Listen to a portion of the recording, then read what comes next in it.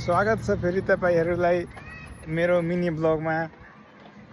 आज हामी यति बेला जान लागेको एकदम युनिक ठाउँमा, जुन चाहिँ भन्दाखेरि अब सबैलाई थाहै छ, तैपनि युनिक किन भनेको यहाँ प्रायः मासुहरू चाहिँ फ्रेस त्यस्तो हाम्रो नेपालमा भएको जस्तो त पाउँदैन नि। यहाँ जता गयो भने त्यो सबै फ्रिजिङ हुन्छ, फ्रिजिङ गरेको हुन्छ। यति बेला हामी चाहिँ अब के भन्छ अरे पोल्ट्री फार्मतिर जान लागेको। डिस्टेन्समा हुनसक्छ होला, अब 5 देखि 7 मिनटको डिस्टेन्स पछि चाहिँ हामी पोल्ट्री फार्मतिर चाहिँ हामी पुग्नेवाला छौँ। अनि रोडको त भ्यू यस्तो छ, यहाँ गाडी साडी यस्तै हुन्छ, जता गए नि यस्तै। मान्छेहरू भन्दा त गाडी नै धेरै हुन्छ जता गए नि। कस्तो रमाइलो आजको भ्यू एकदम है। मौसम पनि एकदम रमाइलो छ आज। घाम हुँदैछ तर अलिअलि हावा चाहिँ चलिराखेको छ, सो त्यस्तो खासै चाहिँ आज लाइक हट छैन, राम्रै हो चाहिँ। वेदर चाहिँ आजको कम्फर्टेबल रहेछ। अब जाम एकछिनमा पुग्ने हामी।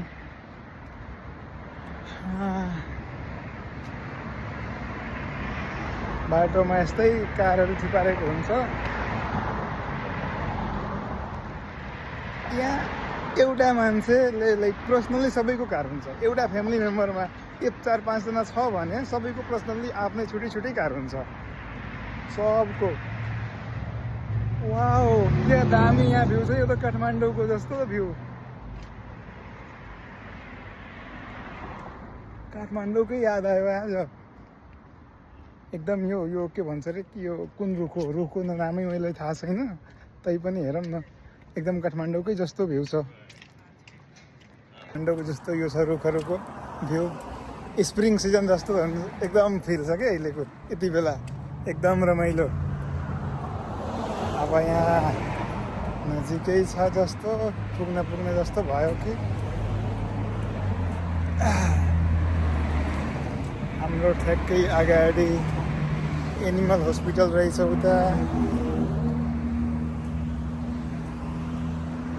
यो त भ्यू यहाँको रमाइलै छ, मन परेकै होला भिडियो यस्तो है।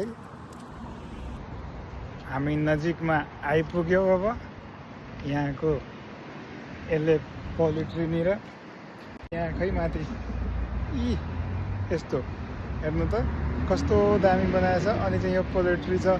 अब चाहिँ हामी भित्र जान्छौँ, यहाँबाट ठ्याक्कै भित्र हिँड्न लागेको। भित्र हिँड्छौँ। यहाँ अगाडि हाउस एकछिन अगाडि मान्छेहरूको यहाँ टन्नै लाइन रहेछ, एकछिन वेटिङ गर्नुपर्छ। चलाहरू के हो रहेछ यस्तो, कस्तो रमाइलो छ।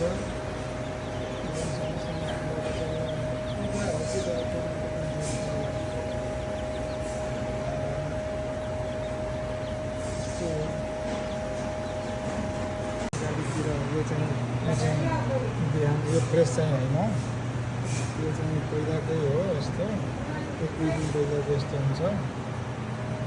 यसको प्राइस अलि त्यसभन्दा सस्तो हुन्छ लाइटको भन्दा। चाहिँ भित्रको भिडियो बनाउन मिल्दैन, बाहिरसम्म मात्र मिल्छ। हामी चाहिँ अब काउन्टरबाट लिइसके यस्तो। अब हामी फेरि रुमतिर फर्किन लागे, भित्रको भिडियो बनाउन मिल्दैन। यस्तो प्याकिङ गरेर ल्याइदिएको, प्याकिङ यस्तो राखेँ। अनि अब ट्याक्कै रुमतिर लागेँ। एउटा कुखुराको चाहिँ यहाँ त्यही अब कति पर्यो मलाई, 30 पाउन्ड जति, $30 जति पर्यो। 5 देखि 6 पाउन्डको हो, 6 पाउन्डको लगभग 30 जति पर्यो। सो महँगो त एकदम महँगो नै छ। अब बसतिर लागेँ, बसको बाटोतिर 5 मिनटमा पुग्छु स्टपमा। अनि त्यसपछि रुमतिर लाग्ने, बसमा कुद्ने जाने। रोड साइडतिर जुन चाहिँ हुन्छ नि घाँसहरू, घाँसमा यस्तो पानी छर्ने गर्छ। त्यहाँ सबैको अटोमेटिक नै पहिलादेखि नै सिस्टमबाट टल्लैबाट ग्राउन्डिङ पाइपलाई गरेको हुन्छ। अनि माथि हल्का हल्का छोडेको हुन्छ, त्यसबाट पानीको फोहराहरू एकदम यस्तो निस्किन्छ।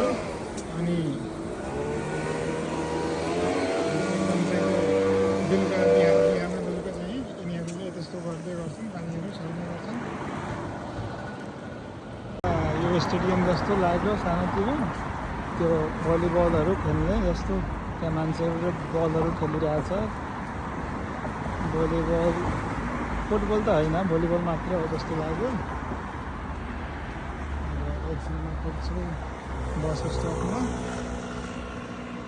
बस पनि गइसक्यो अब अर्को बसको लागि कुर्नुपर्छ हल्का मैले ढिला चाहिँ पुग्न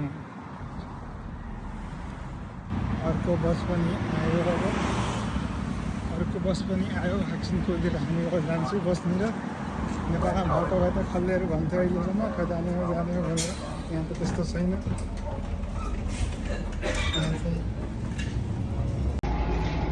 बसभित्र पनि बस्यो अब एकछिन चाहिँ वेट गर्छु एकछिनमा चाहिँ अब त्यहाँ पुग्ने हो 5 मिनटमा रुमतिर पुगिहाल्छु फाइनली बस चाहिँ बिचमै बिग्रेर चाहिँ बाहिर निस्किनु पर्यो यति बेला फेरि बाहिर निस्केर अर्को बसको वेट गर्नुपर्छ एकछिन यहाँ खै आज खै के हो लक यस्तो बस पनि बिग्रियो यति बेला नि अब एकछिन यहाँ वेट गर्दै गरौँला स्टपिङनिर बसेर अथवा यहाँबाट त 2-3 मिनट लाग्छ हिँडेर पनि पुग्न सक्छु अब के गर्ने कन्फ्युज भयो खै एकछिन वेट गरौँ कि के हो यस्तो हेर्छु के गर्ने आयो त्यो ड्यासमा अब चाहिँ जान्छु किनकि यो त बस बिग्रिरहेको थियो त्यही भएर हेलो अब अर्कोमा आएँ एकछिन नेक्स्ट एउटा स्टपको लागि मात्र हो यहाँ आएर एकछिन बस्नु हो अनि त्यसपछि ठ्याक्क नजिकै पुग्छु झर्नुपर्ने चाहिँ नेक्स्ट स्टपमा हो नेक्स्ट स्टपको लागि यस्तो यो पहेँलोवाला बटन चाहिँ थिच्नुपर्छ अनि थिचिसक्यो यति बेला अब त्यसपछि एकछिनमा यहाँ झर्ने हो ल यहाँ पनि आइपुगेँ ठ्याक्कै फाइनली